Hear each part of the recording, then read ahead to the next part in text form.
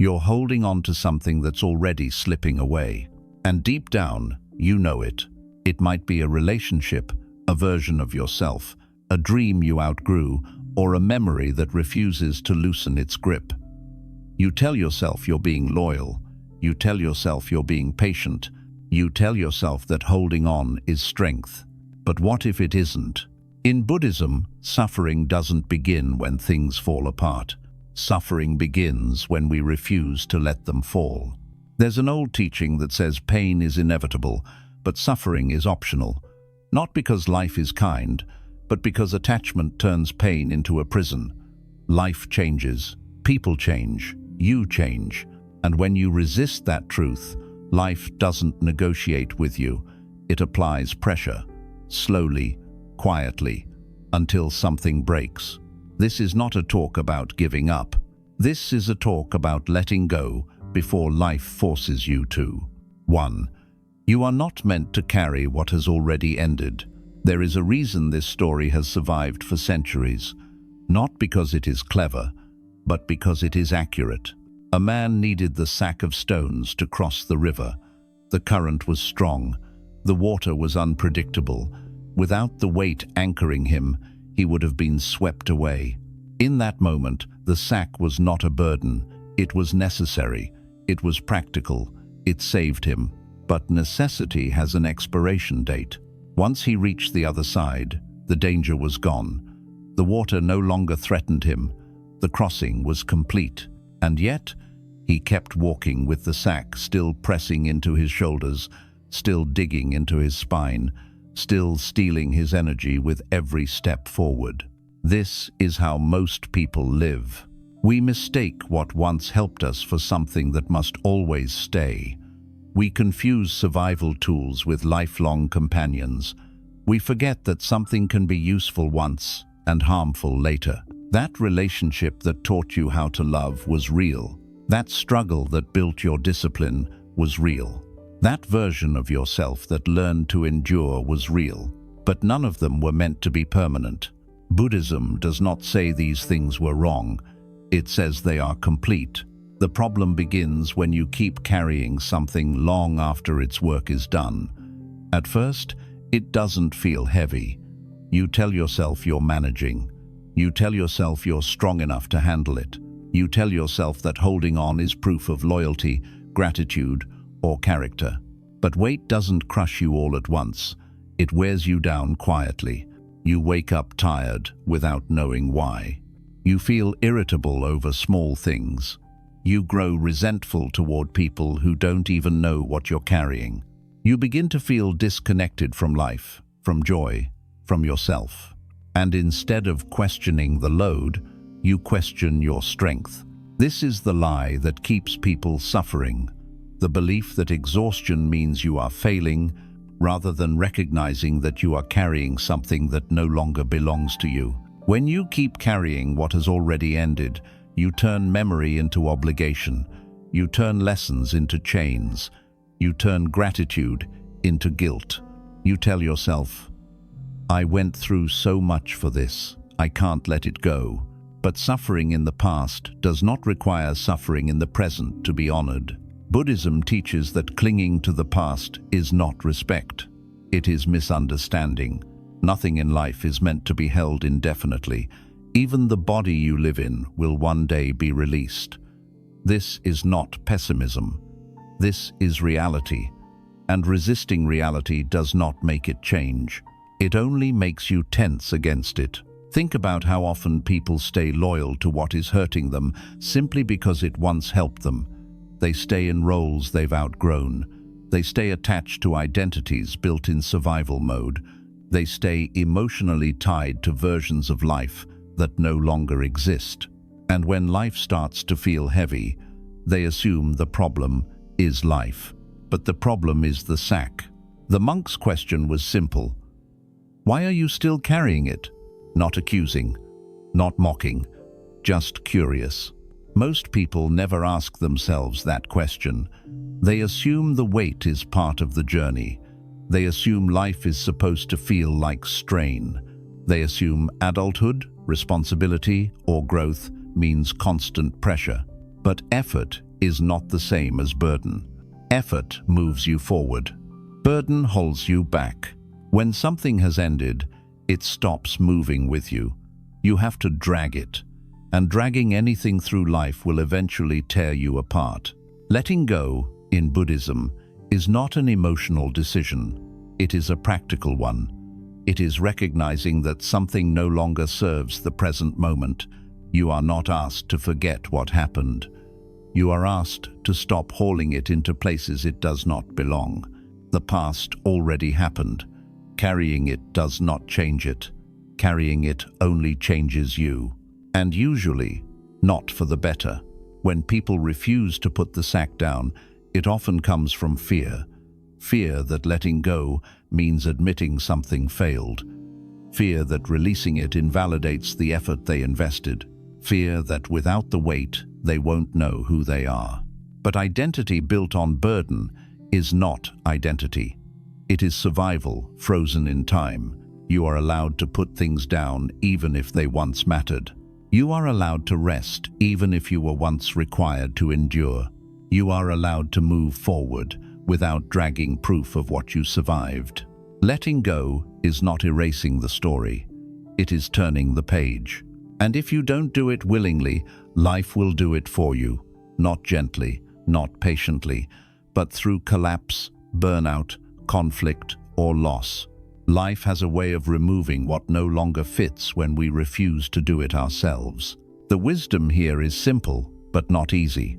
Ask yourself honestly, is this helping me cross something right now, or am I already on the other side? If you are already across, carrying it is no longer strength. It is self-neglect. You crossed already. You don't need to keep proving it. 2. Attachment doesn't feel like chains at first. Attachment rarely announces itself as a problem. If it did, most people would walk away early. It doesn't arrive as suffering. It arrives as comfort, familiarity, emotional safety. It feels warm. It feels reasonable. It feels like something you should protect. That is why it stays so long. In Buddhism, attachment is not defined by how deeply you care. It is defined by how afraid you are to lose. The fear comes first. The suffering comes later. At the beginning, attachment feels harmless. You tell yourself you're just invested. You tell yourself it matters to you. You tell yourself that caring deeply is a virtue, and in many ways, it is. But there is a line where care turns into dependence, and dependence quietly turns into fear. You don't notice it happening. You notice it only when your mood begins to rise and fall based on things outside you. When a single message, reaction, outcome, or memory has the power to disturb your peace. When your mind starts rehearsing worst-case scenarios, not because they're likely, but because you feel unprepared, without control. That is attachment tightening. Chains don't clatter when they first wrap around you. They settle softly. They adjust themselves to your movements. They give you just enough freedom that you don't feel trapped. You feel secure. But slowly, without warning, your range of motion shrinks. You stop acting freely and start reacting. You stop responding from clarity and start responding from fear. You stop living in the present and start guarding the future. Buddhism points out something uncomfortable here. Attachment is not love. Attachment is fear dressed as love. Love allows change. Attachment resists it. When you are attached, you don't just enjoy something, you rely on it to stay the same. And nothing in life stays the same. Not people, not feelings, not circumstances, not even you. So the moment you demand permanence from something impermanent, tension is guaranteed. This is why attachment creates suffering even when nothing has gone wrong yet. You suffer in anticipation. You suffer in imagination. You suffer in the constant effort to maintain what cannot be fixed in place. You may look calm on the outside, but internally you are bracing, monitoring, adjusting, negotiating with reality. and reality never agrees to those terms. The most dangerous part is how normal this feels. Everyone around you is doing the same thing. Everyone is attached to outcomes, identities, relationships, roles. So you assume this constant internal strain is just part of being human. Buddhism does not say attachment makes you bad. It says attachment makes you tired. Tired of controlling conversations. Tired of replaying the past. Tired of worrying about the future. Tired of carrying emotional weight that has no off switch. And because attachment doesn't hurt immediately, people defend it. They say, "This matters to me." They say, "I can't just stop caring." They say, "If I let go, I'll lose everything." But letting go does not mean you stop caring. It means you stop gripping. There is a difference between holding something in your hands and strangling it in your fists. When you grip too tightly, even good things begin to suffocate. Relationships feel tense, work feels heavy, identity feels rigid, joy feels conditional. You are no longer present with life. You are guarding it. Buddhism teaches that the mind clings because it wants certainty. It wants guarantees. It wants safety in a world that offers none. So it latches onto people, routines, beliefs, and outcomes, and says, "Stay." But nothing obeys. So when change inevitably arrives, attachment turns pain into suffering. Pain is the event. Suffering is the resistance. You lose something, and pain arises. That is natural, that is human, but attachment says, "This should not have happened." And that thought creates a second wound, a deeper one. You are not only hurt by what changed, you are hurt by the fact that it dared to change at all. This is why two people can experience the same loss and suffer differently. One grieves, releases, and slowly heals. The other tightens, resists, and remains trapped in the moment long after it has passed. The difference is not strength, it is attachment. Attachment makes you argue with reality, and reality never loses. Over time, this argument drains you. You become anxious without knowing why. You feel unsettled even when things are fine. You start needing reassurance, control, and predictability to feel okay. And when you don't get them, you suffer. Buddhism does not offer a comforting lie here. It offers a clear mirror. If your peace depends on something staying the same, you are already in trouble. Peace that relies on conditions is not peace. It is temporary relief. Real peace comes from understanding that change is not a threat. It is the nature of things. When you stop demanding that life behave a certain way, your mind softens. It stops bracing. It stops fighting ghosts that haven't arrived yet. Letting go of attachment does not mean abandoning your life. It means releasing the illusion that you can secure it by force. You can care without clinging. You can love without gripping. You can commit without imprisoning yourself. The moment you loosen your hold, something unexpected happens. The chains you didn't know were there begin to fall, and you realize how much energy you were spending just to stay afraid. Attachment doesn't feel like chains at first. It feels like safety. Until one day, you realize you can't move freely anymore. And that is when Buddhism asks you to look honestly at what you are holding and why. 3. Life always takes what you refuse to release. There is a pattern that repeats itself in almost every human life, whether people notice it or not. When something has finished its role and you refuse to let it go, life does not pause out of respect for your attachment. It continues moving, and in that movement, it applies pressure. At first, the pressure is subtle. It shows up as discomfort, unease, a quiet sense that something is no longer right. Most people ignore this stage. They assume discomfort is something to push through, not something to listen to.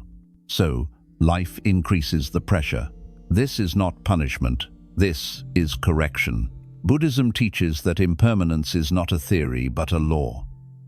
Everything that arises will pass away, not because it is flawed, but because that is its nature. When you try to hold something past its natural ending, you are not preserving it. You are resisting the law that governs it, and resistance always has a cost. Think of how often endings become messy, not because they had to, but because they were delayed. A relationship that could have ended with honesty slowly decays into bitterness. A job that once gave meaning becomes a source of resentment and burnout. An identity that once protected you turns into a cage that suffocates your growth. None of these things collapse suddenly. They rot quietly while you insist they should still work. Life gives warnings long before it takes action. It sends fatigue instead of energy, tension instead of flow, repetition instead of progress. But attachment interprets these signals incorrectly. Instead of seeing them as signs to release, you see them as challenges to overcome. You double down, you try harder, you cling tighter. That is when life stops whispering. When you refuse to release something, life eventually removes it in a way you cannot ignore, not gently, but decisively. The relationship ends through betrayal or distance. The job ends through exhaustion or dismissal. The identity collapses through crisis. And then people ask, why did this happen to me? From a Buddhist perspective, the question is not why it happened. The question is why it had to happen that way. Life rarely takes suddenly. It takes after being ignored repeatedly. There is a quiet arrogance in attachment that most people do not recognize. It is the belief that because something matters to you, it should be exempt from change, that your need should override impermanence, that your fear should freeze time. But life does not negotiate with fear. It responds to truth.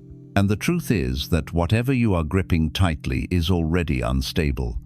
The tighter you hold, the more fragile it becomes. You cannot force something to remain alive by refusing to accept its ending. You only prolong the suffering. Buddhism does not frame this as cruelty. It frames it as cause and effect. When you cling, you create tension. When tension builds, something snaps. The snapping is not the problem. The clinging is.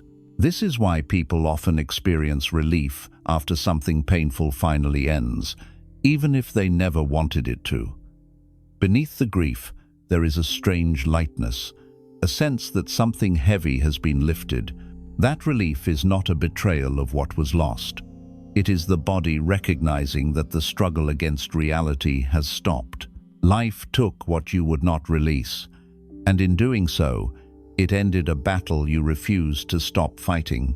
The tragedy is not that life takes.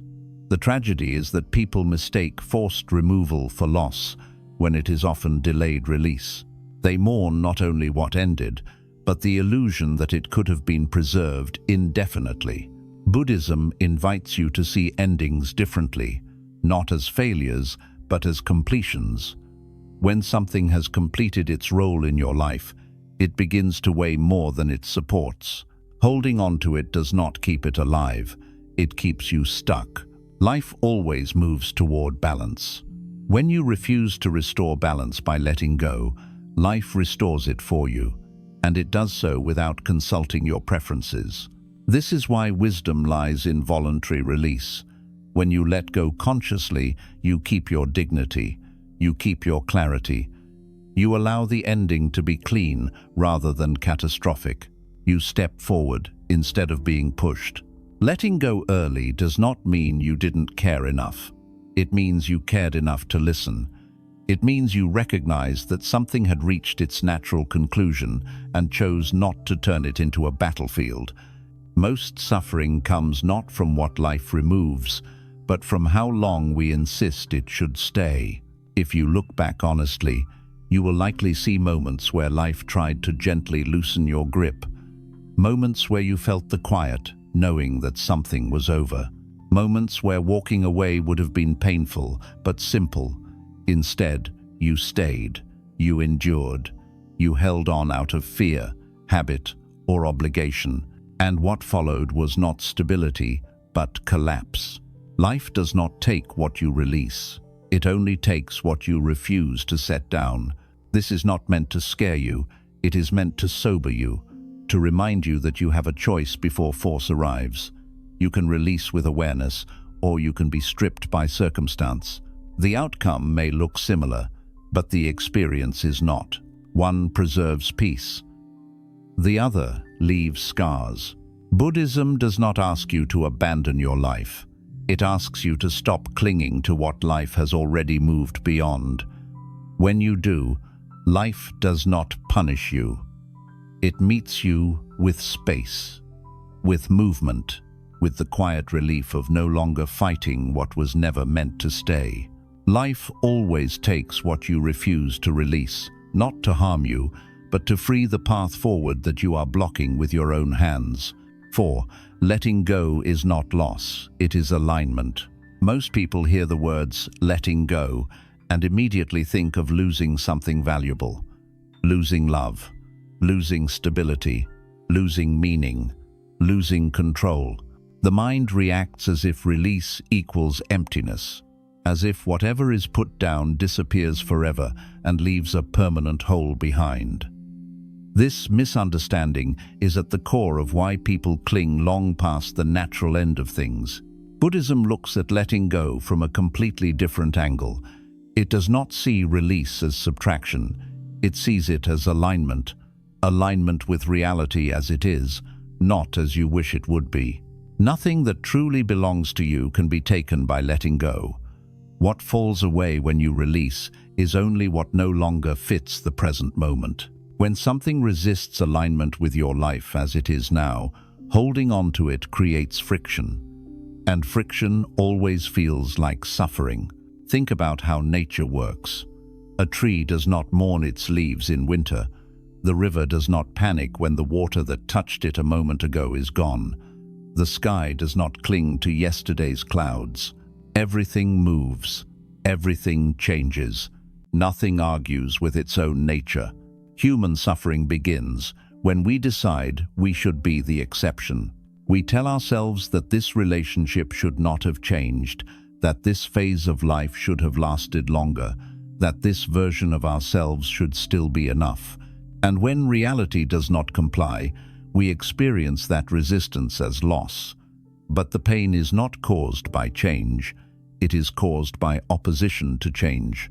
Letting go is simply the act of stepping back into harmony with how things actually work. When you stop forcing something to stay, you stop fighting the direction life is already moving. That fight consumes enormous energy.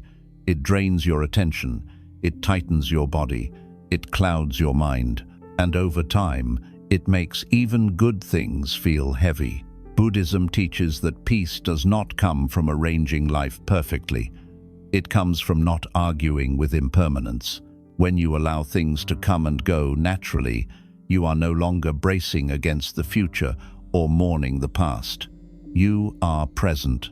This does not mean you feel nothing. It means your emotions move instead of stagnate. Loss feels sharp when you cling because your identity is tangled in what is leaving. But when you let go with understanding, what you feel is not emptiness but space. Space to breathe. Space to respond instead of react. Space to notice what is actually here rather than what used to be. Alignment brings relief because it removes inner contradiction. When you accept that something has ended, your mind stops pulling in opposite directions. There is no longer a part of you that knows the truth and another part that refuses it. That internal conflict dissolves. Many people live with that conflict constantly. They know something is over, but they behave as if it is not.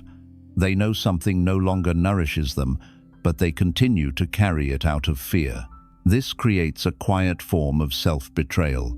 You are asking yourself to live a lie, and the mind resists that demand.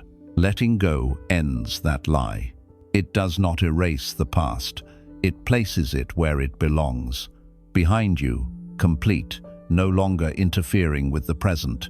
The past does not need to be destroyed to be released. It only needs to be recognized as finished.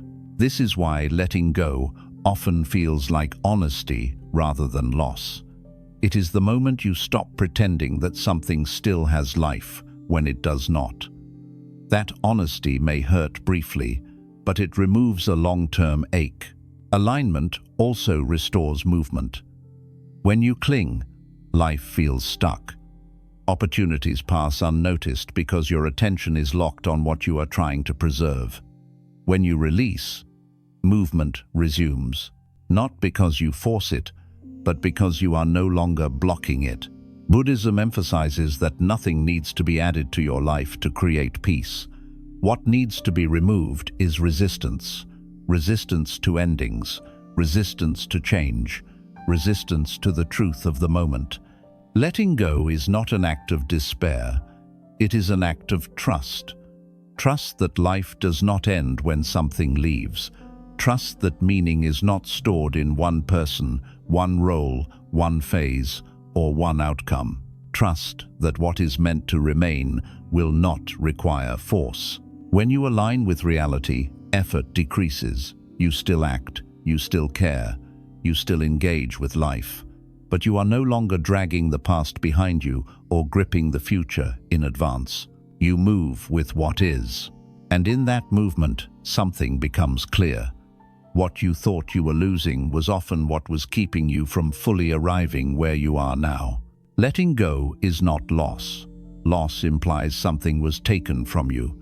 Alignment recognizes that something completed itself. When you see the difference, release stops feeling like defeat and starts feeling like relief. You are not giving up on life by letting go. You are finally cooperating with it. 5. You are not your pain, your role, or your story. One of the deepest and most dangerous attachments is not to people or things, but to identity. Long after circumstances change, people continue carrying a story about who they are. They repeat it silently to themselves until it feels unquestionable. I am the one who suffered. I am the one who sacrificed. I am the strong one. I am the broken one. Over time, the story hardens, and what began as an explanation becomes a prison. Buddhism challenges this more directly than almost any other teaching. It does not ask you to replace one identity with a better one. It asks you to look closely and see that none of them are fixed in the first place. Who you are is not a solid object. It is a process, constantly changing, responding, adapting.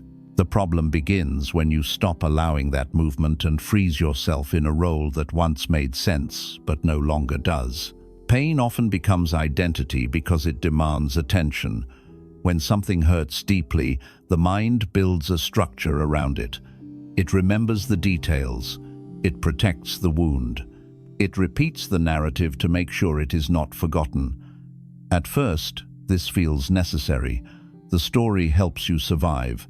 It explains why you feel the way you do. It gives shape to chaos. But survival stories are not meant to be permanent homes. When you keep identifying with pain long after the danger has passed, you begin to live as if the injury is still happening. You interpret neutral events through the lens of old wounds.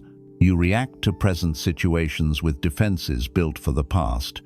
And slowly, without realizing it, you shrink your life to fit the story you keep telling. The same thing happens with roles. The responsible one, the caretaker, the fighter, the one who never quits. These roles may have saved you at one point. They may have been necessary when there was no other option. But when circumstances change and the role remains, it turns into a burden. You keep showing up in ways that no longer reflect who you are now, only who you had to be then. Buddhism does not deny that pain happened or that roles were once required. It asks a different question.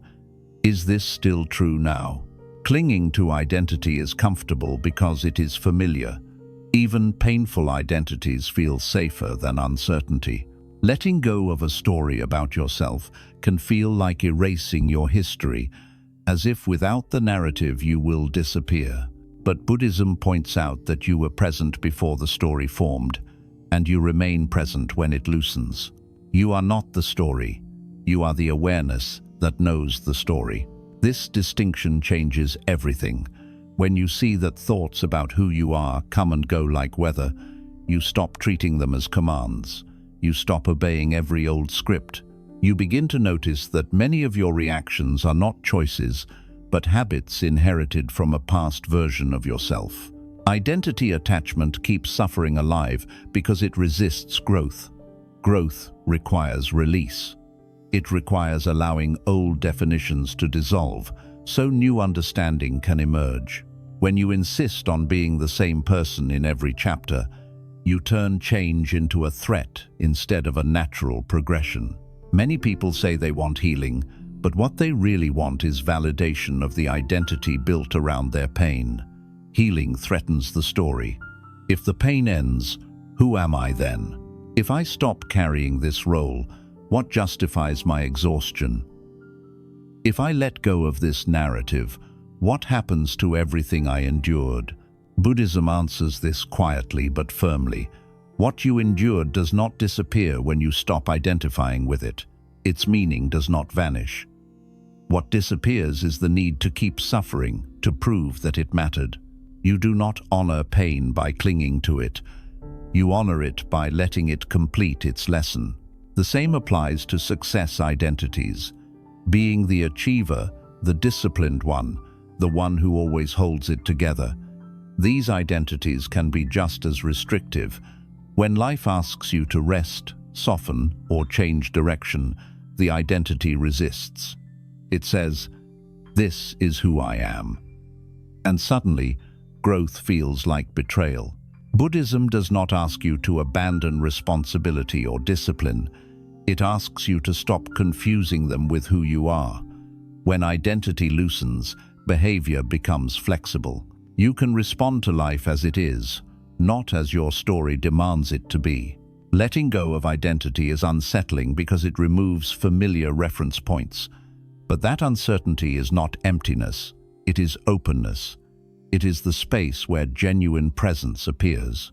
When you are no longer busy defending a story about yourself, you become more attentive, more responsive, and, paradoxically, more grounded.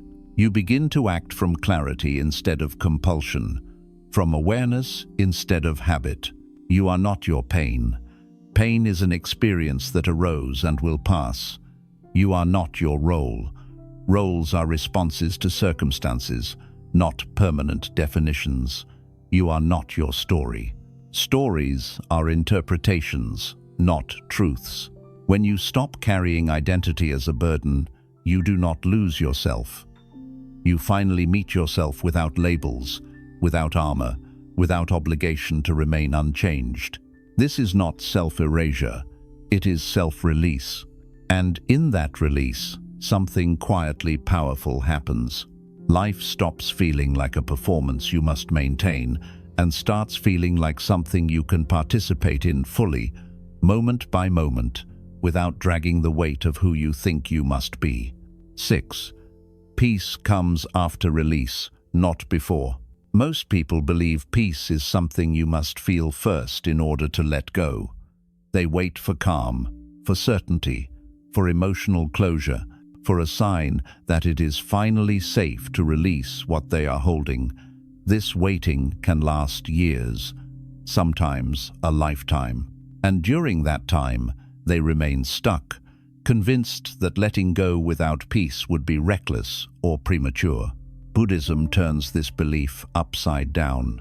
Peace does not arrive as a prerequisite, it arrives as a consequence. As long as you are gripping something tightly, your nervous system remains on guard. Even if nothing is visibly wrong, there is a low-level tension running through you. You are monitoring outcomes. You are rehearsing conversations. You are preparing for loss while pretending you are calm. This internal vigilance prevents peace from settling. The mind cannot relax while it believes something must be controlled. This is why waiting to feel peaceful before letting go never works. The very act of holding on is what keeps peace away. Release feels unsettling at first, precisely because it removes the illusion of control. When you finally loosen your grip, the mind panics briefly. It says, "What if this was a mistake? What if I regret this? What if everything falls apart now?" These thoughts are not warnings, they are withdrawal symptoms. The mind has grown accustomed to tension and interprets its absence as danger. Buddhism recognizes this phase clearly.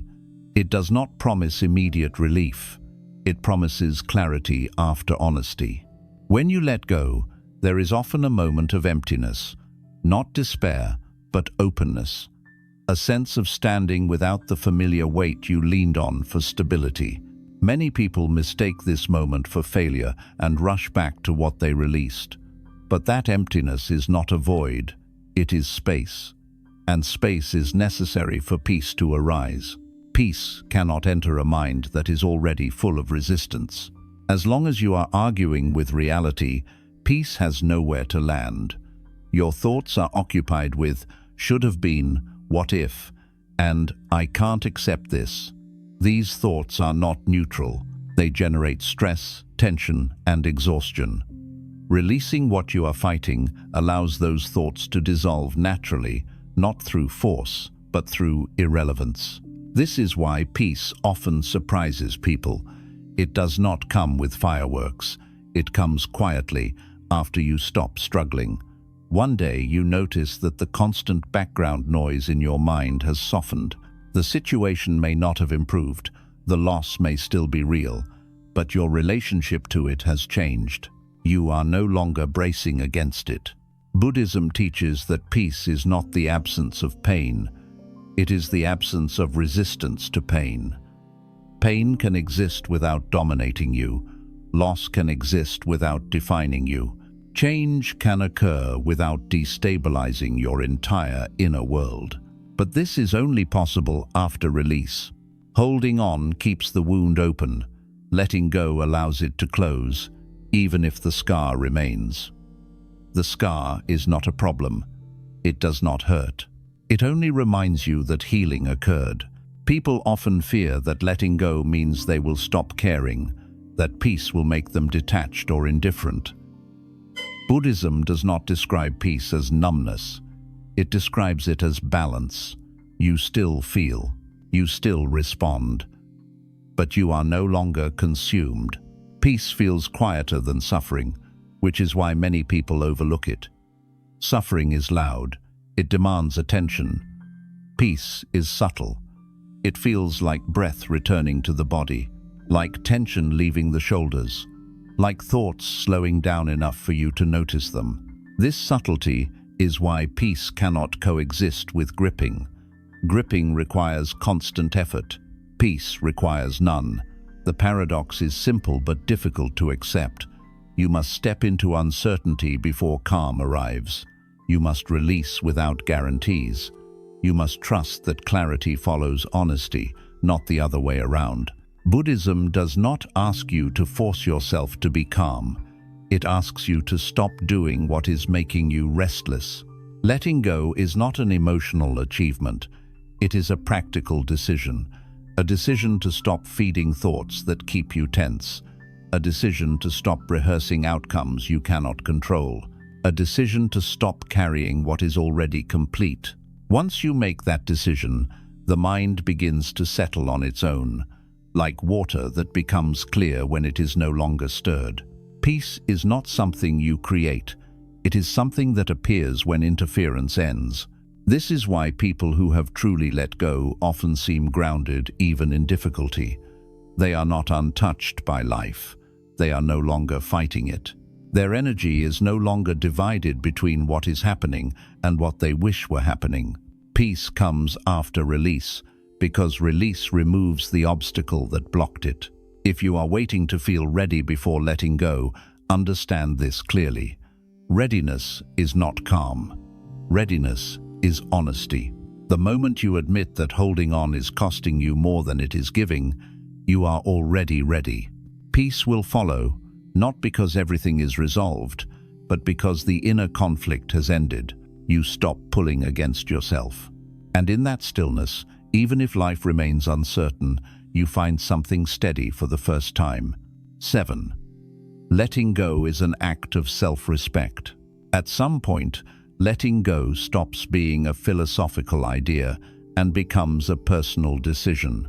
Not a dramatic one, not something announced or explained, but a quiet recognition that continuing to hold on is no longer an act of love, loyalty, or strength.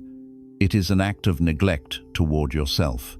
Buddhism does not frame self-respect as pride or ego. It frames it as clarity. Clarity about what nourishes you and what depletes you. Clarity about the difference between patience and self-abandonment. When you lack that clarity, you begin tolerating things that slowly erode your inner stability, all while telling yourself that endurance is virtue. Endurance has value, but only when it serves growth. When endurance becomes a way of avoiding change, it turns against you. Many people continue carrying emotional weight long after it has become harmful because they believe letting go would make them weak or ungrateful. They confuse self-respect with harshness, as if setting something down means rejecting its value. Buddhism makes a careful distinction here. You can respect what something gave you without allowing it to continue harming you. Self-respect begins the moment you stop sacrificing your well-being to preserve an attachment. This is difficult because attachment often disguises itself as responsibility. You tell yourself it is your duty to keep holding on, that walking away would be selfish, that enduring discomfort proves your character. But Buddhism asks a sharper question. Who are you being responsible to, and at what cost? When holding on requires you to shrink, suppress, or constantly compromise your inner truth, responsibility has turned into self-erasure. That is not compassion. That is fear wearing a moral mask. Letting go with self-respect does not involve blame. It does not require anger or justification. It simply involves acknowledging that something no longer aligns with your inner balance. When you act from that understanding, there is no need for drama. There is only firmness. People often imagine self-respect as something loud or confrontational. In reality, it is usually quiet. It shows up as a refusal to continue conversations that drain you, as a decision to stop revisiting the same pain, as a boundary that does not need to be defended because it is clear. Buddhism teaches that when you respect yourself, you do not demand that others change to make you whole. You change your relationship to what harms you. Letting go is not an attack on the past. It is protection of the present. This protection is not selfish. It is necessary. Without it, you continue to carry what weakens you, and over time, that weakness spills into every area of your life. Your patience thins, your joy dulls, your energy fragments, and you begin to feel disconnected from yourself without knowing why. Self-respect restores integrity. It brings your actions back into alignment with what you know is true. That alignment produces a quiet strength, not the strength of control, but the strength of non-complicity with your own suffering. Many people wait for permission to let go, permission from others, permission from circumstances, permission from time. Buddhism is clear on this. No one else can give you permission to respect yourself. It arises from awareness, not approval. Letting go often means disappointing expectations, expectations you once accepted, expectations that no longer reflect who you are. Self-respect accepts that disappointment is sometimes unavoidable. What matters is that you do not continue disappointing yourself. This is where letting go becomes an act of dignity. You are no longer begging life to be different. You are no longer forcing yourself to adapt to what is hurting you. You are choosing to stop participating in a pattern that undermines your peace. Buddhism does not promise that letting go will make life easy. It promises that it will make life honest. And honesty reduces suffering more than comfort ever could. When you let go from self-respect, you do not feel triumphant. You feel grounded. You feel settled in yourself. There is no need to explain your decision to everyone. The explanation is internal. It is the recognition that your well-being is not negotiable.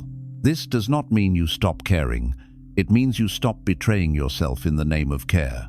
Letting go is not giving up. It is stepping out of a struggle that no longer serves you.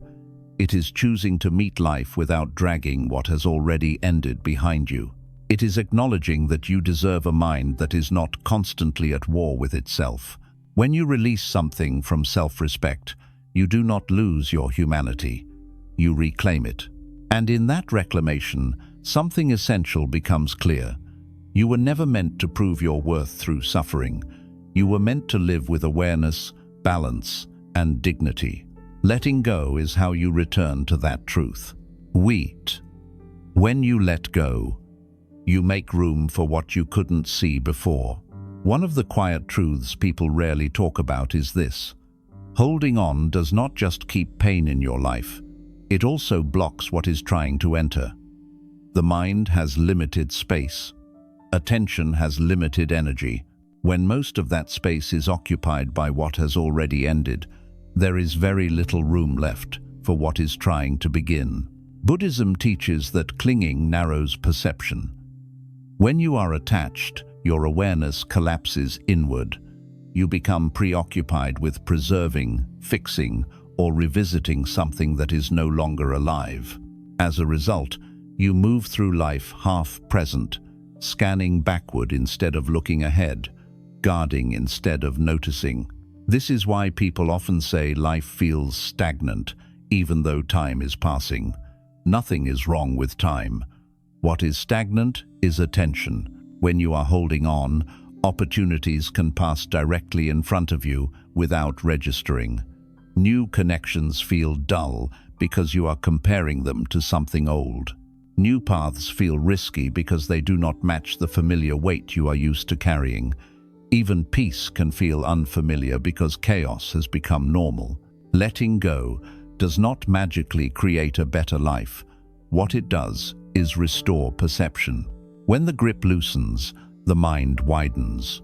You begin to notice details you were blind to before. You hear yourself think clearly again. You feel your body without the constant background tension. You start responding to what is actually happening, instead of reacting to what already happened. This is why letting go often feels like waking up. Nothing externally may have changed yet, but internally, something has shifted. Your energy is no longer trapped in maintenance mode. You are no longer feeding a dead situation just to keep it from collapsing. That energy becomes available for something else, something quieter but more alive. Buddhism emphasizes emptiness not as lack, but as openness. A cup must be empty to receive water. A mind must be unoccupied to receive insight. When you cling, your mind is full of repetition. The same thoughts, the same memories, the same arguments played over and over. There is no space for anything new to land. Letting go creates that space.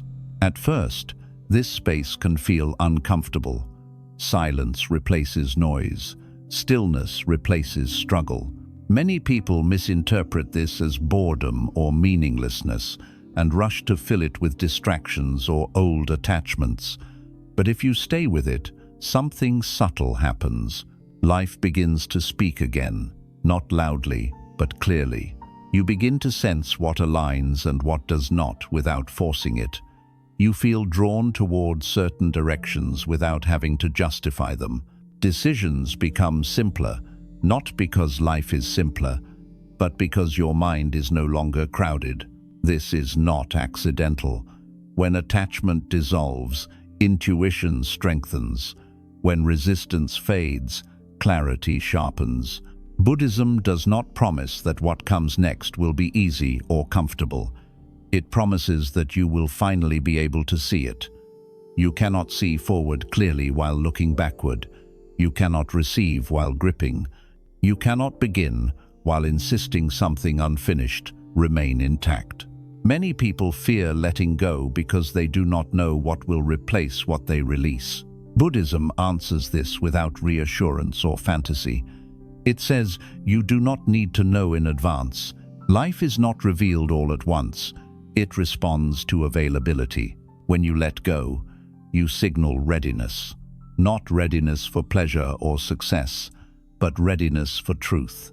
And life tends to meet that readiness with experiences that fit who you are now, not who you were when you first started holding on. What enters your life after release is often quieter than what you lost, but more stable, less dramatic, but more nourishing, less intense, but more real. You notice this only if you are paying attention. Holding on keeps you living in comparison. Letting go allows you to live in presence. Presence is where growth happens. It is where learning continues. It is where life stops feeling like repetition and starts feeling responsive again.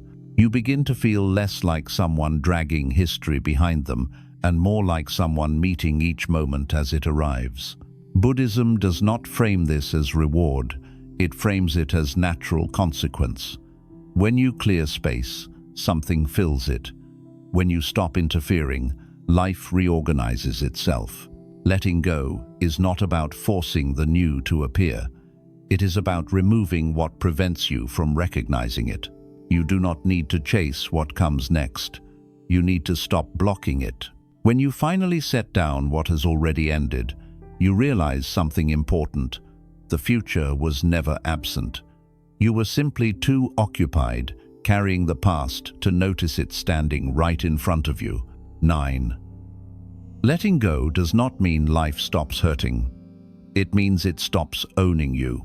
One of the most misleading expectations people carry is the belief that letting go will make life painless. That once you release attachment, difficulty will disappear, emotions will flatten, and struggle will dissolve. When that does not happen, many assume they have failed at letting go, or that the teaching itself is incomplete. Buddhism never promises a pain-free life. It promises a different relationship with pain. Pain is part of being alive. Bodies ache, hearts break, plans collapse. Loss arrives without asking permission. Letting go does not remove these experiences. What it removes is the additional suffering created by resistance, obsession, and identification. Before letting go, pain feels personal. It feels like an attack, a verdict, a confirmation of something being wrong with you or your life. The mind wraps itself around the experience and says, "This should not be happening." And from that moment, pain stops being an event and becomes a story. That story is what owns you. When you let go, pain still arises, but it no longer has the same authority. It passes through rather than settling in. You feel it fully, but you are not consumed by it. You are no longer trying to extract meaning from every sensation or protect yourself from every emotional wave. Buddhism teaches that suffering intensifies when you demand that pain justify itself. When you ask why it happened, how long it will last, what it says about you, or how to make sure it never happens again. These questions do not solve pain, they extend it.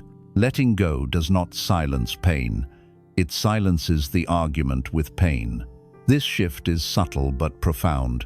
You notice it in how quickly you recover, in how little energy is spent replaying what hurt, in how you no longer need to narrate your suffering to make sense of it.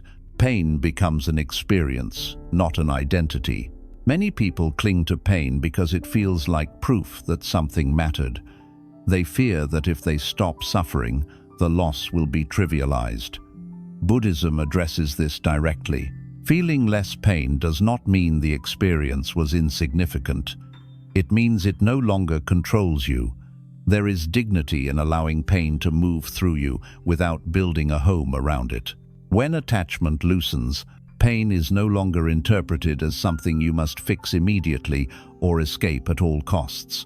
You stop rushing to distract yourself or numb yourself. You also stop dramatizing it. You allow it to exist without magnifying it. This is where true resilience appears, not as toughness, but as flexibility. A rigid mind breaks under pressure. A flexible mind bends and returns. Letting go trains flexibility. It teaches you that emotions rise and fall on their own when they are not interfered with. That fear loses power when it is observed instead of obeyed. That grief softens when it is allowed instead of resisted. Life still delivers difficulty, but it no longer dictates your inner state. You are not dragged into despair by every setback. You are not destabilized by every loss. You feel, you respond, and you continue. This does not make you detached in a cold sense. It makes you grounded, present, able to engage with life without being overwhelmed by it. Buddhism does not aim to turn you into someone who feels nothing.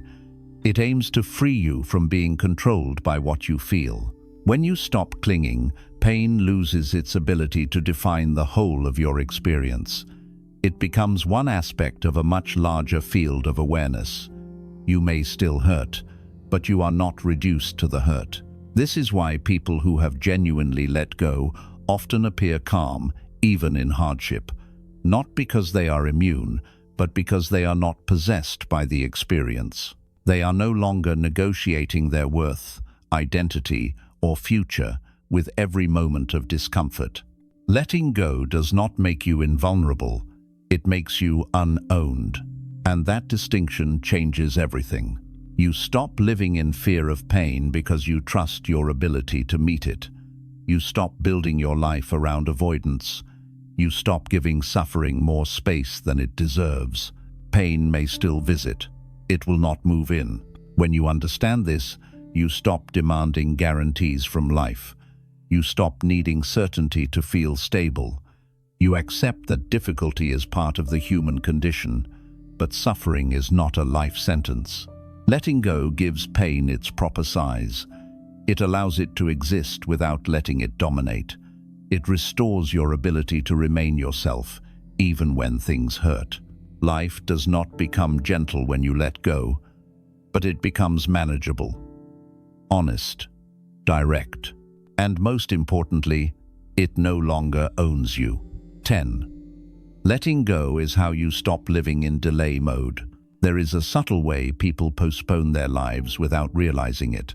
They tell themselves they will move forward once they feel ready, once things make sense, once the pain fades, once the past is resolved. Until then, they remain suspended, not fully here, not fully gone, waiting. Buddhism would call this living in delay mode. You are alive, but you are not arriving. Your body moves through time, but your attention is anchored elsewhere. Part of you is always turned backward, finishing conversations that already ended, replaying moments that no longer exist, or preparing defenses against futures that may never come. Life continues, but you experience it through a filter of unfinished business. Letting go is what ends the delay. As long as you are holding on, you are implicitly saying, "I cannot begin until this is settled." But some things are never settled in the way the mind demands. Some questions do not receive answers. Some endings do not come with clarity. If you wait for closure before moving forward, you may wait forever. Buddhism teaches that closure is not something life gives you. It is something you choose. When you let go, you stop demanding that the past resolve itself before you allow yourself to live. You accept that incomplete experiences are part of the human condition. You stop putting your present on hold to negotiate with what is already over. Delay mode feels deceptively responsible. It feels thoughtful. It feels careful. But underneath, it is fear avoiding contact with the present moment, fear of committing to now without guarantees, fear of moving forward without certainty. Letting go interrupts that fear. When you release attachment, something shifts immediately, not externally, but internally. You stop leaning on explanations. You stop waiting for permission. You stop orienting your life around what is missing or unresolved. You turn toward what is actually here. This is when life regains momentum. Momentum does not mean speed. It means direction. You no longer drift. You respond. You act without dragging hesitation behind every decision. You allow yourself to engage fully, even while uncertainty remains. Buddhism emphasizes that the present moment is the only place life occurs. When your attention is split between past and future, you are never fully present. Letting go gathers your attention back into one place. That alone changes how life feels. You become more responsive, more grounded, less fragmented. Living in delay mode keeps you emotionally exhausted because it requires constant mental effort. You are always calculating, comparing, second-guessing. Letting go removes that background strain. You do not suddenly know everything. You simply stop postponing your participation in life. This is why people often say they feel more alive after letting go, even if their circumstances have not improved yet. Aliveness does not come from perfect conditions. It comes from presence. When you stop delaying, you stop waiting for life to start behaving differently. You accept that this moment is the starting point, not after healing, not after understanding everything. Now, Buddhism does not romanticize this. It recognizes that the present moment includes discomfort, uncertainty, and imperfection. Letting go does not erase those things. It removes the belief that they must disappear before you are allowed to live. This is a profound shift. It means you stop organizing your life around what you are missing and start organizing it around what is possible now. Delay mode keeps you oriented toward absence. Letting go reorients you toward engagement. You stop saying, "When this ends, then I'll begin." You begin while endings are still echoing. You move while things are still unresolved. You live without demanding that life first meet your conditions. This is not recklessness. It is maturity. Life does not wait for you to feel ready. It unfolds continuously. Letting go is how you step back into that unfolding instead of watching it from the sidelines. When you release what has already ended, you reclaim your timing. You stop living as if your best moments are permanently postponed. You recognize that the present is not a waiting room. It is the event itself. Letting go is not about closing every door behind you. It is about opening the one in front of you. And once you do, you realize something simple and unsettling at the same time. Life was never on hold. Only you were. At the end of all of this, there is no dramatic revelation, no final moment where everything suddenly makes sense and life becomes easy. Buddhism does not offer that kind of ending. What it offers is something quieter and far more honest. It shows you where your suffering is coming from, not from life being unfair, not from people disappointing you, not from circumstances refusing to cooperate, but from the weight you continue to carry long after its purpose has ended. Letting go is not an event. It is a series of small recognitions. The recognition that something has completed its role. The recognition that holding on is costing you more than releasing ever could. The recognition that peace does not arrive through control, but through cooperation with reality. Nothing you let go of was ever meant to define you forever. It was meant to pass through you, teach you, shape you, and then move on. When you refuse that movement, you turn learning into suffering and memory into burden. This is why letting go feels frightening. It threatens the stories you use to explain yourself. It removes familiar pain. It ends delay. It asks you to trust life without guarantees, but what it gives in return is something you cannot achieve through effort or endurance. It gives you space. Space to breathe without bracing. Space to live without dragging the past. Space to meet the present without fear of losing control. You do not need to erase what happened to be free from it. You only need to stop carrying it into moments where it no longer belongs. What is complete does not need to be revisited. What has ended does not need to be proven. What you survive does not require lifelong loyalty. Life will continue to change whether you cooperate or not. You can release willingly, with clarity and dignity, or you can be forced through resistance and pain. The outcome may look similar, but the experience is entirely different. Letting go is choosing to walk forward unburdened, not because life promised you safety, but because you finally understood that clinging was never protection. It was postponement. When you set down what has already ended, you do not lose yourself. You recover yourself. You step out of survival and back into living. Not in some imagined future, but here, where your life has always been waiting for you to arrive. And when you do, you realize the truth that was quietly present all along. You crossed already.